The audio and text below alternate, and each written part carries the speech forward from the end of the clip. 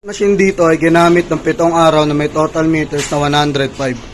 Ito ang printer head. Ito naman ang copying. Head clean.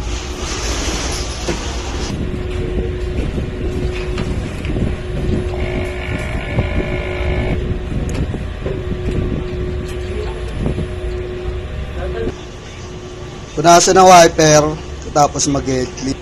Nozzle check.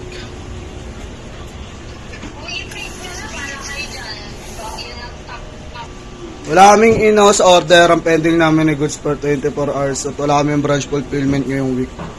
Ang ink system may tama lang. Waste stock na linis kahapon. Ito naman ang ABR at ground wire. Nandito naman ang stock namin. Dito ang news. Dito naman nakalagay ang news. Dito naman ang subli paper roll. Dito naman ang records ng mga nagamit para sa yan. Magenta, yellow, at black. Ito naman ang para sa subli paper roll. Ito naman ang aming daily output. At ito naman ang aming daily checklist.